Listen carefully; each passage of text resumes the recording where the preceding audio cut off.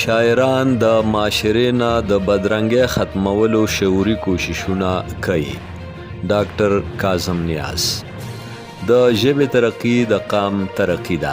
موږ به د خپلې ژبې خدمت جاري ساتو. پروفیسر اسیر منګل: د عبدالوارث خان په نوم زموږ حجره د پښتو ادب کور دی. حاجی محمد زبیر خان: د عالمي پښتو جرګې لخوا د هارون الرشید د واده په لړ کې ډبګری بازار پېښور کې مشاعره وشوه. دویم نشست کې نامتو هنرمند فیاض خان خیشګي د خپل فن او آواز په خوږو د محفل خوندونه زیات کړل.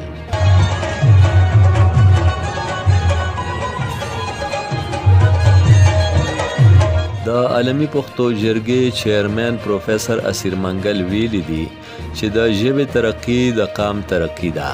موږ به د ژوند تر اخیري سلګۍ د خپلې مورنۍ ژبې پښتو خدمت جاري ساتو. دا وینا نوموړي د عالمي پښتو جرګې لخوا د پښتو د فعال ادبي کلتوري او سماجي کشر هارون الرشید د واده په لړ کې د ترسره شوې مشاعرې په موقع کړې ده. آزاده مشاعره او کلتوري غونډه په حجره عبدالوارث خان ډبګری بازار پېښور کې کامیابی سره وشوه. د عالمي پښتو جرګې سرپرست اعلی حاجی محمد زبیر خان، پروفیسر اسیر منګل، پروفیسر ډاکټر محمد زبیر حسرت، روخان یوسفزی، هدایت الله ګل، فضل مولا تورکی، ظفر خان ظفر او د واده زلمی هارون الرشید پریزیډیم کې ناست وو.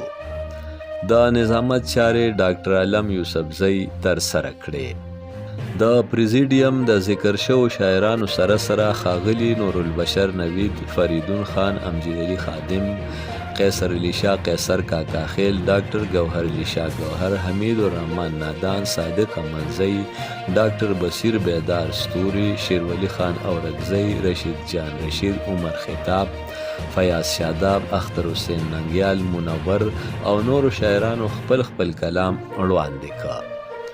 امجد علي خادم د خپل کلام نه علاوه د اشنغر د نامتو شاعر پروفیسر ډاکټر محمد اعظم اعظم او د نیاز ادبي سنگر خیبر پښتونخوا د سرپرست ښاغلي ډاکټر کاظم نیاز څو شعرونه د واده زلمي ته ډالۍ کړل.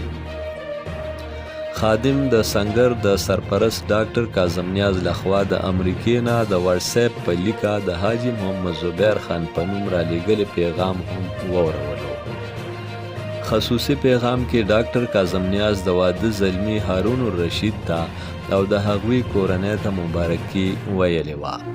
په مشاعره خوښي څرګندولو سره د ډاکټر کاظم نیاز وینا وه چې حاجی محمد زبیر خان د نیاز ادبي سنگر د کابینې غړی هم دی، ځکه نو د سنگر د طرفه زه هغوی ته د هارون الرشید په واده د زړه له کومې مبارکي وایم او په دې مشاعره کې برخه اخیستونکو شاعرانو، ادیبانو، ټولو ګډونوالو ته په ډیر خلوص او مینه احترام او سلام پیش کوم. د سرپرست ډاکټر کاظم نیاز وینا وه چې د سیمې اکثر خلک په واده خادی کې ډزې کوي، کم چې د زیان او تاوان یو غلط رواج دی.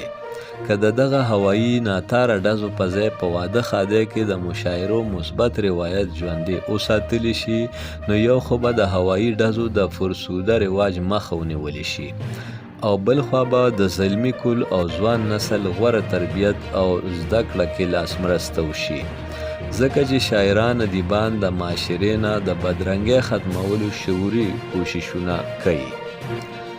د عالمي پښتو جرګې سرپرست اعلی حاجی محمد زبیر خان د ټولو شاعرانو ګډونوالو په خاص توګه د ښاغلي ډاکټر کاظم نیاز د خصوصي پیغام مننه وکړه. زبیر خان په خپله وینا کې د پښتو ژبې، پښتو ادب او کلتور د ښېګړې او ودې په لړ کې د خپلې برخې د کردار ادا کولو د ژمنې او لوز پخلی وکړ او وی چې د عبدالوارث خان په نوم زموږ دغه حجره د پښتو ادب کور دی. په دې موقع زبیر خان د عالمي پښتو جرګې لخوا پېښور کې ډیر زر د نړیوال ادبي کانفرنس ترسره کولو اعلان هم وکړ.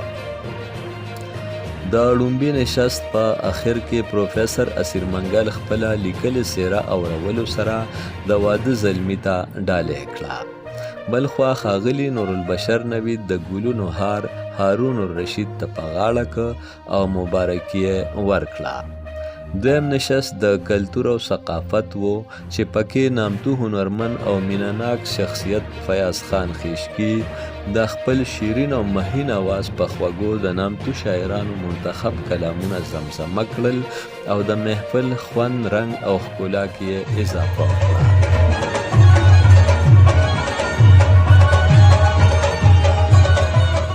امجدري خادم، پښتونخوا ټي وي، پېښور.